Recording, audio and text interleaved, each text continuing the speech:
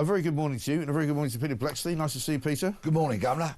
We've got plenty to talk about this morning. I guess we should kick off with this, the second anniversary of October the 7th. It's hard to believe that here we are about to talk about what should be a commemoration of some terrible stuff that happened 2 years ago, and instead we're talking about people wanting to demonstrate and protest about it, but sort of in favour of it almost. Let's just rewind 2 years, if we may, please, to that revolting, disgusting attack, much of which you've spoken about in your opener there. Yeah. Not only were over 1,000 people murdered, butchered, raped, slaughtered, but 250 people were taken hostage, many of whom have subsequently died, some, a small number, of whom have been returned. But as we speak, a number of these people have now been held in captivity for 2 years. And when I say captivity, I'm not talking about a small cell, for example. We are talking being imprisoned in drains, in hovels, in absolutely subhuman circumstances. Many of them haven't seen the outside world. They've been in tunnels, right, for 2 years. Yes, indeed. And my thoughts today are with those hostages who are still held captive 2 years on. And as far as I'm concerned, you cannot negotiate with a terrorist organisation that thinks that hostage taking is some kind of legitimate bargaining tool. Now, of course, there are brighter and bigger people than me involved in negotiations with them, and so be it. I hope that brings about an end to this war. But today, primarily, my thoughts are with those people held underground, starved, not afforded one shred of humanity by their captors. And then we contrast that with idiotic, stupid, perverse students who want to hold commemorative events. And are these events to honour the Jewish people that were slaughtered that day? And are they held with a view to ramping up the pressure on a terrorist organisation to release hostages? No, they are not. And shame upon each and every person who takes part in any such gathering today. Exactly right. And let's have a look at some of those gatherings, right? Because the protests are taking place literally 5 days after an Islamist terror attack on a synagogue in Manchester, right? Some of them have got events entitled Honour Our Martyrs. Some are celebrating 2 years of resistance since Hamas took those hostages. And I find it absolutely staggering that this is the country that Britain has now become. Because I've said this many times before. You know, I grew up in the 70s, as you did, when there was lots of activity going on in the Middle East. There was the Six-Day War, there was the fight for the Golan Heights. I mean, it's all kind of imprinted on my memory. You know, Golda Meir was on the television screens every night. But there were none of these protests, and I always say the reason why there were none of these protests is because there were none of those people here. But an awful lot of those people from that part of the world are now here, and they're demonstrating on behalf of what they would call their homeland. Well, you know what? Go back to your bleeding homeland and don't come here and start doing terrible things and killing people on the streets of Britain and demonstrating on behalf of Hamas. Thank you very much. Well, I hope that any Jewish listeners or viewers will forgive me for what I'm about to say now, because I'm going to move the story slightly to pick up on what you've said. Last year, net migration into this country was 750,000 people, almost entirely down to migration. People coming in to this country. Last week, 2,213 people, illegal migrants, entered the UK on 33 dinghies. You see where I'm going with this, but it is relevant, okay? The first census held after my birth, 1961, revealed that there were 21,000 Muslims in the UK. There are now 4 million. You don't have to search the internet too deeply to find images and videos of people saying that they have come to this country not to integrate, but to take over. Now, when all of the aforementioned, which actually are cold, hard facts, when they are taken into account, as they are, by many, many, many people who are concerned about their children and their grandchildren and what the state of this country will be, not at the next general election, but in 20 years' time, in 30, 40 years' time, long after we've left this planet, but probably our grandchildren won't, and they will be alive and looking to maybe have a home, to earn some money, to live a decent life. Where is this country going? What is the direction of travel? The migration system is completely and utterly out of hand, utterly unsustainable and out of control. And I'm sure that there are millions of people that come the next general election, whensoever that will be, they will vote for a party that not only says it's going to do something about it, but proves that it has the wherewithal, the talent, the people to actually do something about it. Yeah, absolutely right. Couldn't agree with you more. Let's have a look at what Shadow Justice Secretary Robert Jenrick has to say about these protests. There are protests being scheduled in universities for October the 7th. I think that's a disgrace, frankly. That's an absolute disgrace. So, he says it's an effing disgrace. We'll be talking to Robert Jenrick a little bit later on in the show. That was him yesterday up at a sort of a fringe gathering, a fringe meeting up at the Tory party conference. And he's right, it is a disgrace, and I don't know how we got here. I mean, I kind of do know how we got here, but you know what I mean? It's a sort of rhetorical, I don't know how we got here. I don't know where ordinary, decent British values have gone. I think people are starting to show them now. But I can tell you, one of the things that gives you a clue as to how we got here was watching Gary Neville yesterday. I don't know if you saw him speaking about how it's all the fault of people like you and I, angry, middle-aged white men, apparently. You won't be surprised to know that some people, like me, really, really disagreed with him, but some people also agreed with him. Here's Syra Khan, who's got something to say about it. You see a lot of men on marches that want these flags up. They are white, angry men who are dissatisfied with their own lives, and so the only way they can do it is by going out and being like that. That's what I see on a lot of these protests. So when she would describe some of the marches that will be going on today, there are not a lot of angry middle-aged white men at those marches. There are a lot of idiotic young white men at those marches, and there are plenty of brown men at those marches as well. What does she have to say about them? I've no idea who that stupid woman is. She looks a lot fatter when we used to work with her years ago. She must be on the Ozempic, I think. My local railway station is called Albany Park. Oh, yeah. It sits between Sidcup and Bexley in South East London. And of late, the little parade of shops that surround Albany Park Station have been bedecked, adorned and beautified by a considerable number of Union Jacks hanging from the lampposts. They look wonderful. And so many people really, really enjoy them. Because you know what I said earlier about the changing shape and demographics of this country. They're put up there and they provide pleasure to many people who want to cling to Britain. And want to remember what it was like. Britain, who actually have pride in it. And no, we're not all angry, and I might go for a rant when I'm on your show or when I'm speaking elsewhere, absolutely fine. But I'm perfectly happy with my lot. What I am not happy with is the state Islam, clearly. 80% of the workload of our counter-terrorism police and our security services, or thereabouts, is Islamic fundamentalism. Okay? It's a huge, considerable threat.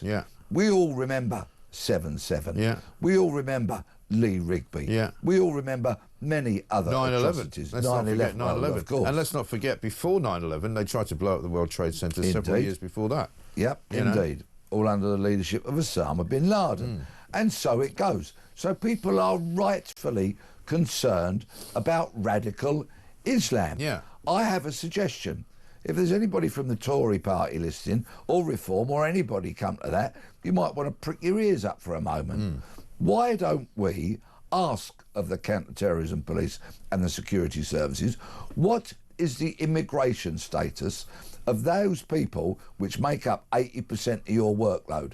They must know, because they're watching them. They're on a watch list. So let's find out. And if they do not have the right to be in this country, in other words, if they are anything other than fully fledged British citizens and they're on the watch list, round them up, stick them on a plane and get them the hell out of this country. Yeah, absolutely right. Trouble is, of course, some of them are actually British citizens, like the guy who attacked the synagogue in Manchester. Indeed. He was given British citizenship. Indeed. But apparently he didn't want it. He'd rather have stayed where he was. Well, maybe he should have stayed where he was. Let's have a look at what was happening last night in North London. This is a place called Muswell Hill that some of you may know. I do know it quite well. This is a woman cutting hostage ribbons off a fence. I don't know what is wrong with these people. Check this out. I never understand these people who video people. What's your name? What's your name? Feel so proud of yourself. What's your name? You're not going to do this. Not going to do what? I'm not committing a crime. Yes, you are. You're doing something that is... I am, then call the police. You call the police and you let them know that you have an issue with this. You disgusting little human being. You're disgusting. I think condoning genocide is disgusting. Oh, yeah, so we support genocide. Oh, yes. And so... Yeah, sure. Because that's what this is. No, it's not. What? Ribbons for people who have been imprisoned, abducted, Yeah, we're going to show the world what you're doing. You're going to be famous. Yeah, you would love that. I'm a journalist. I work for a national newspaper. This is going straight to the Daily Telegraph. I mean, this is a woman... We saw a lot of this back in the early days 2 years ago. People putting up ribbons to commemorate the fact that people have been taken hostage, as you say, still being held hostage underground in the most terrible condition. A yellow ribbon signifies that. This woman's cutting them down. That clown Starmer will probably take to the airwaves whenever we do hear from him. Yeah, he's been very quiet. And spout off about what a tolerant nation we are. Yeah, right. Okay, well, many of us are tolerant. Yeah. We are tolerant of yellow ribbons. Yeah. We walk past them, we might like them. Yeah. We do not cut them down. Right. That example there is of an intolerant person who's cutting them down, who is basically desecrating a form of memory or remembrance of hostages who have been taken. Yeah. And you see, what will her politics be? We know it. Yeah. She will be of the lunatic left. Yes. What will those people holding those vile gatherings, protests, call them what you will today, on the second anniversary of October the 7th, what will they be? What will their political leanings be? They'll be left-wing. They most certainly will, and they will be revolting. And he doesn't call out the far left. He doesn't call out the left. He only calls out the far right. Only the far right. Only people who want to adorn their local neighbourhood with beautiful flags, whether they be the St George's Cross or the Union Jack. Yeah. And so it goes. Yes. Luckily, there are other people like us, and here's one of them. Simon Jordan, TalkSport's very own mid-morning host. Here's what he had to say about Gary Neville yesterday. I think it's astonishing, in the wake of an Islamist terror attack, that he decides to have a go at middle-aged white men. Maybe the angry middle-aged white men are the ones that worked on minimum wage inside his hotel. I don't know. I think he's a champagne socialist and a coward. I think it's a dreadful thing to have said. How is he a coward? Well, I think the real issue is about radical Islamist extremism, and he doesn't have the balls to call it out for what it is, rather than suggest that people that are challenged in our country about what's happening, he's insulated from these things. He lives in a very rarefied world where his money and privilege has enabled him to live behind a gated environment, not have to worry about NHS appointments, not have to worry about people being attacked in the streets by immigrants that shouldn't be here in the first place. He doesn't have to worry about these things, and so he has the ability to be able to sit there and observe in such a way that insulates himself from it. And I think it's an appalling stance to have taken. Well said, Mr. Very Jordan. well said, Mr. Jordan. Yeah. I doff my cap to you, sir. Yeah, absolutely right. We've got plenty more to talk about, including, of course, we've got a bit of Donald Trump to come for you, and we will be taking your calls, of course. Let's take a few soundings from you already. Morning, Mike and Peter, says Nan in Wales. I've had a bleeding gutful of these Palestinian protesters. It's nothing more than disgusting behaviour from imbeciles. It's about bloody time us Brits stood up tall and put a stop to it. And that, of course, is what the government is planning to do, they say, by stopping these protests. But, you know, Keir Starmer looks for all the world like a bloke who's not in control of his own job, never mind in control of the country. Surely to Christ, on a day like today, 2 years on from October the 7th, he should be saying to these student protesters, whoever they are, Just don't do it. And if you do it, we'll lock you up and we'll fine you £1,000 each. And I'm sure that would bloody well stop them. It would do if only we had the legislation on the statute book that would allow the police to do it. Yeah. And then, of course, what we're seeing now with the Palestine Action protests, and this is all linked inextricably. Of course it is that they are trying to break the system. It's why they've turned up in huge numbers, and on the first occasion 500 or so were arrested. Then it was 900. Then we saw more than 500 odd arrested this weekend. They're trying to clog up and therefore break and grind it to a halt the criminal justice system. That's what they're trying to do. But of course, what they did on Saturday was particularly odious because they knew they would be drawing police resources away from protecting synagogues, for example, and other places of worship. And as I predicted last week, sadly, mosques would need to be protected because there will be idiots out there that will go and attack those.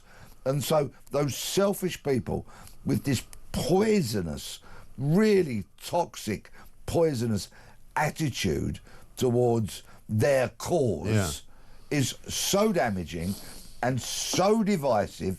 And then when you have clowns like Neville, who is, of course, as Mr. Jordan pointed out, wealthy enough to be a socialist, of course, spouting off, I'm afraid the tolerance of this nation is being severely tested. The tolerance of what I lovingly call the moderate mainstream of Britain, who go to work, who pay their taxes, who raise great children, who contribute to this nation, and who, in decades gone by, were largely silent and only expressed their politics when a general election came round and they put an X in a box, whichever it was that favoured them. Now, this country has slid and is sliding so inexorably towards becoming an absolute hellhole. We've got lunatic left people indoctrinating the young when they go to universities, and that's another fact, and which results in these disgusting gatherings that are scheduled to take place today. What is happening to this once great nation? Give us a political party with talent, with commitment, with the brains to do what needs to be done to restore this country and stop the rot. Yes, absolutely right. And to do that, I think they need to start punishing these people properly. It seems to me financially more than anything else. And if they can't pay, get their bleeding parents to pay, because they'd all have big houses somewhere in suburbia. 0344 499 1000. Peter Bleksley's here. I'm here at 6:25. Back after this.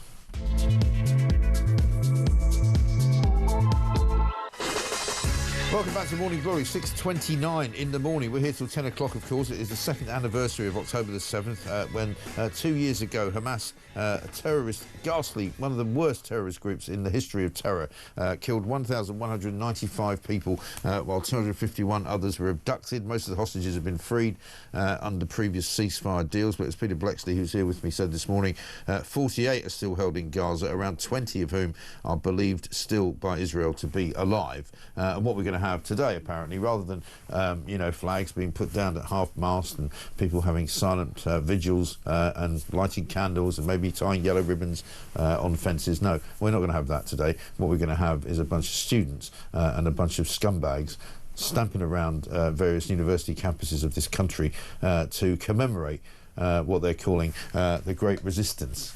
Some people calling it a revolution of their martyrs. They want to honour our martyrs. I mean, these are people who are basically honouring murderers. I find it sickening, quite frankly, Peter, and so do you, I think. One of the stories that we're going to talk about in a minute is the Manchester attacker, Jihad al-Shami, a 35-year-old, did not appear to be known to counter-terrorism officials, as far as we know, before he made that attack in Heaton Park synagogue, leading to the deaths of 2 worshippers on Yom Kippur.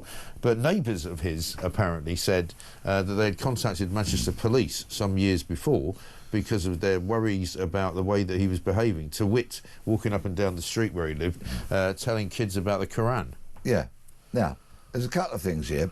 Greater Manchester Police have denied that they've had any such reports. Yeah. But let's remember, that's a police service that not long ago got absolutely lambasted because it failed to record tens upon tens of thousands of crimes. Yeah. So they can't actually say with any confidence whether that was reported to them or not. Because they don't know. So we'll just ignore what they say because it could well have been reported, but they had such abysmal recording practices, it might not have been recorded. Right. So that we need to very much keep in our minds. Okay. But the second thing is, right, walking up and down a street, preaching to kids or whatever it is, trying to ram religion down somebody's throat is so very un-British.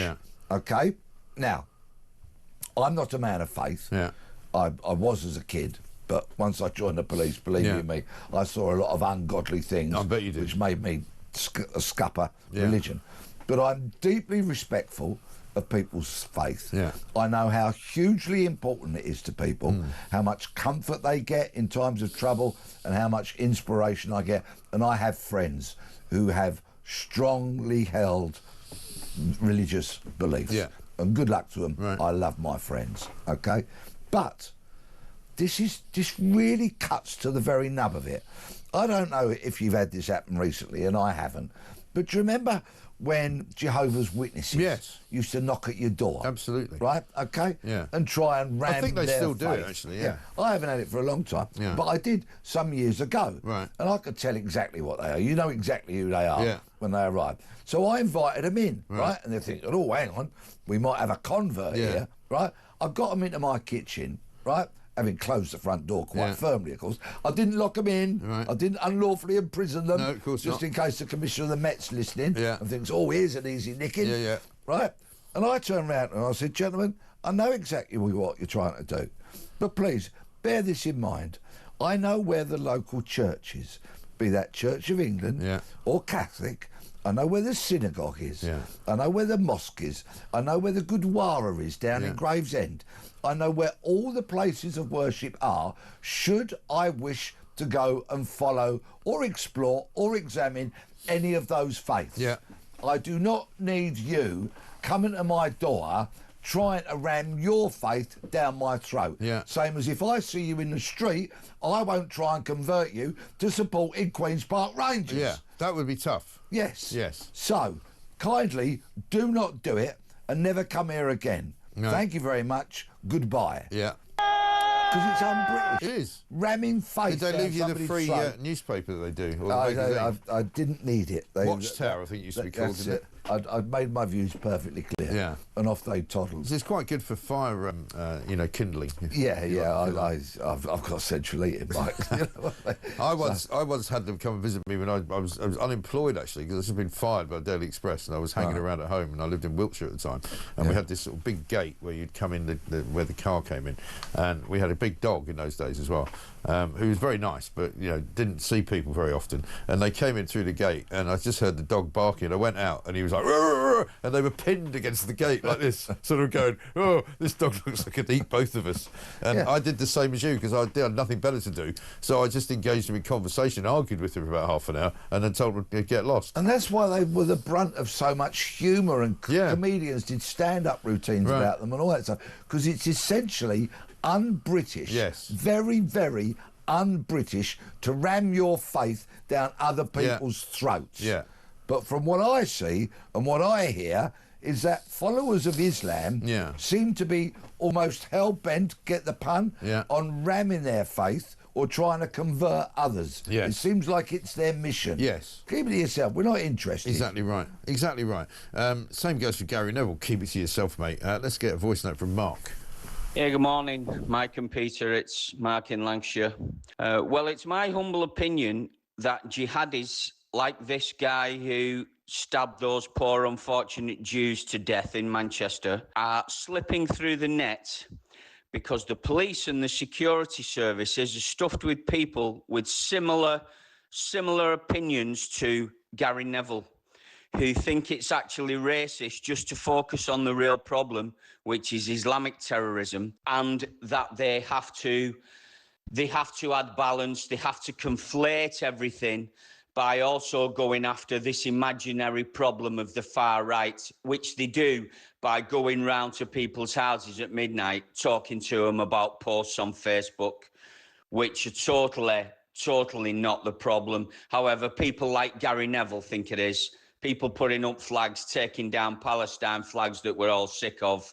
People like Gary Neville and the people who are in charge of where police resources are put, that's what they think the problem is, and that's the issue.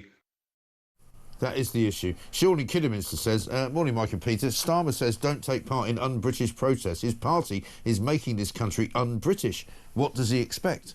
I think that's true. I think Keir Starmer's got an awful lot to be answerable for in the way that he has talked about the flag representing... Remember when he was talking about the Union flag representing diversity?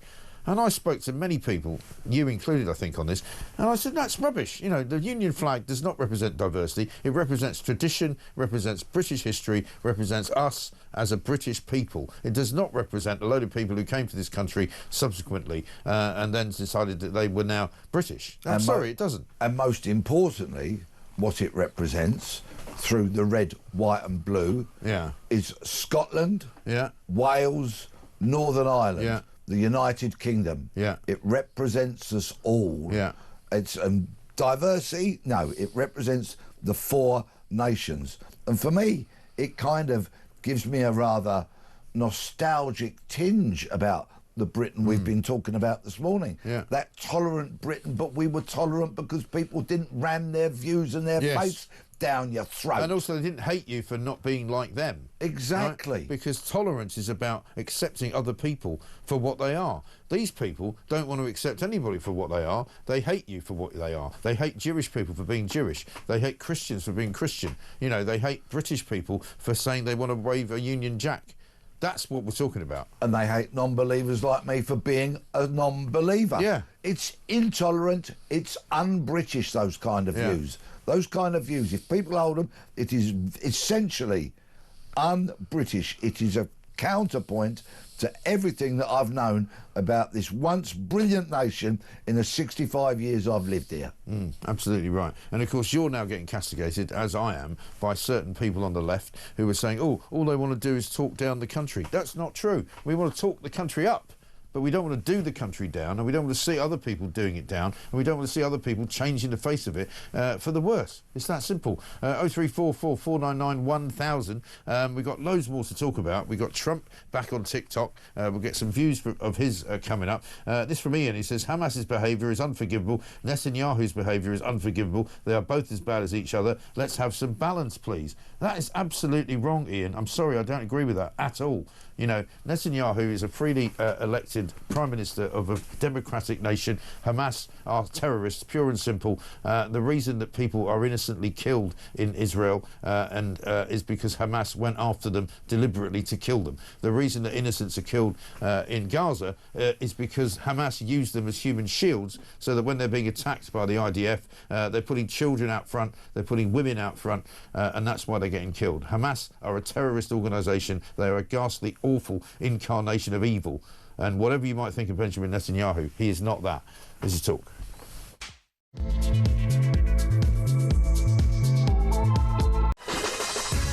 Welcome back to Morning Glory. I'm Mike Graham. Peter Bleksley's here with me. Good morning, Mike and Peter.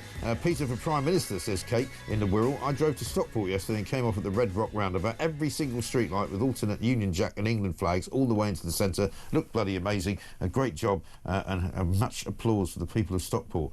It does give you a sense of pride, doesn't it, when you see that, as you were saying? Absolutely. It's fantastic. And then, you know, there are people who go, oh, you know, like Gary Neville, why are people putting flags up? You know, they used to put flags up. Somebody said to me yesterday, well, there's a reason why we're putting flags up now, but we didn't do it 10 or 15 years ago, was because people 10 or 15 years ago were frightened, because they were frightened of being accused of racism. And now, happily, they're not frightened anymore. And sadly now, they have used it when it has been entirely inappropriate. It has worn wafer thin. It has. So I don't care what anybody calls me. I could not give a monkey's uncle. Right. That insult has worn so thin as to be utterly worthless. Exactly. I've never cared what people call me, to be honest. I've been called names all my life. You know, some by my ex-wife as well. Anyway, listen, biggest phone gang smash. This is an interesting one. Daily Mail front page. Police hold King by some scumbag on a moped, right? It now turns out that this is all organised. And there's thousands of... Before I forget, This is Operation Echo Steep, run by the Metropolitan Police. Okay. I always like to praise when it is well deserved. And to Detective Inspector Mark Gavin and his team and all the officers that helped on this operation, well done, ladies and gentlemen. Proper policing, which I love. Let me start at the beginning of this story. Nicking proper villains. Yeah, exactly. Christmas last year, a woman has her phone snatched and she follows it. She can track it, like so many people do on their devices. She tracks it to a warehouse at Heathrow Airport. Working on security there at Heathrow, propping up his or supporting his police pension, is a cop who did over 30 years, right? And he obviously comes from a period of policing when you got the job done. So he said, really? Your phone's in here? Well, let's have a little look. Let's go find it. And this cop, obviously, clearly with no regard for protocol, standing orders or whatever woke nonsense might have stopped him doing his job properly, finds a box, a number of boxes, but a particular box, packaged up, going to Hong Kong, listed as batteries. And actually, that lady's phone was in that box along with hundreds of others. And so began an investigation. Picked up by the Daily Mail, all credit to them. They went to Hong Kong, where those boxes of phones were destined for. They had the address, got into the offices, photographed them. Thousands of stolen mobile phones. Of course, they've notified the police of what they're doing. The Met Star Operation Echo Steep. These phones were destined for China. Because China is a very autocratic country, and many mobile phones that are stolen in China do not allow the owners to access the internet. Which is why they want our phones. So they want our phones, even though they make them in China. Oh, yes, indeed. So they send them all the way here, and then they send them all the way back. Oh, the irony. Isn't it just? So, these thousands of phones, about 250 a day, that are getting nicked in London, right? And then go to kind of like a middleman who parcels them all together, gets them packaged off, over they go to Hong Kong. So different layers of serious organised crime. Quite a complex sort of criminal enterprise. Just like the illegal drugs industry, but in reverse. Instead of stuff coming into the country, this is stuff going out of the country with those layers. It's virtually the model replicated. And of course, so it's a great story. Will it affect the numbers of phones getting stolen in the UK is the question. And my answer to that is I fear not. Because just like the illegal drugs industry, this is a supply and demand industry. And for as long as there is the demand in China for these phones, there will be criminals on the street who can snatch, rob, steal, pickpocket the phones, get paid for it, and produce the supply. Yes. I mean, what people say to me is that if the manufacturers of the phones actually got their act together and made it impossible for a stolen phone to be used, for example, and blocked it in some way, or you could sort of, you know, geo-block it in some way, that would probably stop the crime. But, of course, they don't want to do that because every time you get your phone nicked, you have to get another phone. So they're making money out of it as well, albeit, you know, sort of, you know, indirectly. Indeed, and the Commissioner of the Metropolitan Police, Sir Mark Rowley, has been calling upon Apple repeatedly to invent a kill switch for the phone. So when it's stolen, that's it. It won't work. Because whilst you can block your phone so it won't work in the UK, once it goes out of the country and into other jurisdictions, they can jailbreak it, they can and bring it back to life. Exactly right. Let's have a look at this guy. This is a bloke called Aris Goldberg. He's an American liberal, right? Came to live in London. This is what he's got to say about the crime levels. After this ride on the London Tube, I got a whole new perspective.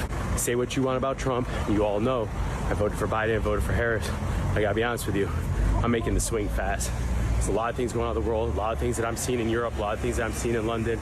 Strike up a nice conversation with a good guy in London. He's talking, he's like, listen, there's a lot of the British people, a lot of people in London, for all his shortcomings, they want Trump here. Because the crime is out of control, immigration is out of control. Every single person has told me, don't walk with your phone out. Don't wear a watch in Mayfair. Don't do it. Even right now, I'm about to turn a corner on the street. I got to worry about holding my phone because some moron might come by on an e-bike, try and grab it. Obviously, I'll run his ass down. You know this. But what's going on across the world is a real problem. And I mean, that's how an awful lot of people feel in London, you know. As I said, you know, when I got my phone nicked, I did exactly what I told everybody else not to do, which is just to get it out on the street and not because I couldn't see a guy because of the way that Sadiq Khan has now reconstructed Britain's streets. I was standing at a bus stop, so I didn't see the bloke coming from behind the bus stop, coming around and just taking it out of my hand. Yeah. You know, just incredible. And, of course, there is one huge flaw with what that young man said. He's talking into his phone. Well, no, if he could outrun an e-bike, he should be in the Olympics and not doing whatever he's doing. Absolutely right. That's the problem. You know, you can run after people, and we see people catch them if they're on a push bike, but not if they're on one of these speedy e-bikes or a moped. Scooters. What mine was. Yeah. Anyway, we're coming back with some Trump for you. Also, more of your messages. This one from Phil in Coventry. He says, "Morning, Mike and Peter. Nothing to do with religion, but I too had someone knock at my door to sell me an American vacuum cleaner. I got him to vacuum the whole house, and then I told him I wasn't interested. Showed him the door. I've not seen him since." Very good. 10 minutes to 7.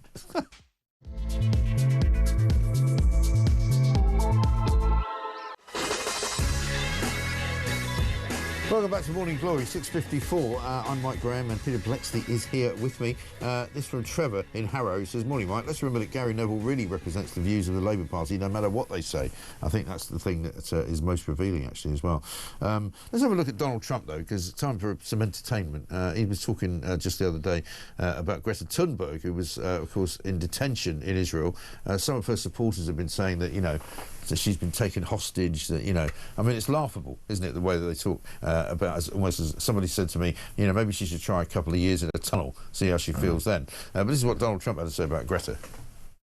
She's just a troublemaker, you know. I mean, she's no longer into the environment now. She's into this.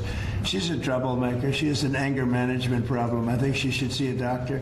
She needs anger. If you ever watch her, she's a young person. She's so angry. She's so crazy. Now you can have her. She's just a troublemaker. Brilliant. I mean, see a doctor. See a doctor. He's not wrong, is he? He's not. He's absolutely right. And he's back on TikTok as well. Have a look at this. To all of those young people of TikTok, I saved TikTok, so you owe me big, and now you're looking at me in the Oval Office, and someday one of you are going to be sitting right at this desk, and you're going to be doing a great job also. Brilliant. He is tremendous, isn't he? And here's a Fox News alert about Barack Obama. Fox News alert, the director of national intelligence, Tulsi Gabbard, releasing a bombshell report today that shows a conspiracy by a sitting president, Barack Obama, and his intel agencies to sabotage the president-elect, Donald Trump, brainwash the electorate, and undermine the legitimacy of an election. There is irrefutable evidence that detail how President Obama and his national security team directed the creation of an intelligence community assessment that they knew was false.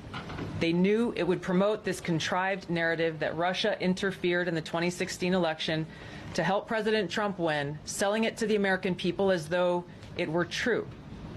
It wasn't.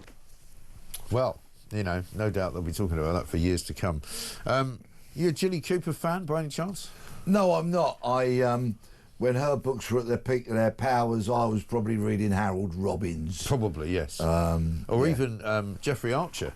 No, I mean, whatever you may Robbins say about Jeffrey Archer, his books were pretty good, actually. Yeah, no, when I was in those teenage years, reading exploratory novels as they were for me then, indeed. I was very much in the Harold Robbins camp. There's a lot of great tributes to her. The best one for me is from Piers Morgan's wife, actually, Celia Walden, in The Telegraph, where she says she went to see her one day at 11:55 a.m. And Jilly Cooper said, "Would it be indecent to start on the champagne at noon?" How which beautiful. is absolutely brilliant. And she says, "I can't lie, I was shocked, not at the noon tippling.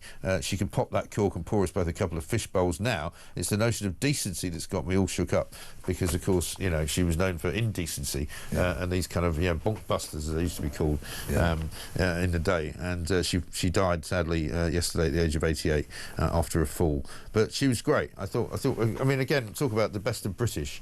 Jilly Cooper kind of encapsulates all of that, doesn't she? The huge amount of pleasure that she's brought to her readers over the years. What is it, 12 million books? Amazing, just in Britain alone, And now with the TV serialisation, it's just wonderful. She's still entertaining the nation. And when you die, if you make page one of the Sun, as you do there, romp in peace, Chile, I think you can say that you've had a pretty successful life. Yes. You know what I mean? May she rest in peace. May she rest in peace indeed. And one final one for you. According to the museum, at the museum types at the Walker Art Gallery, Lord Nelson is queer.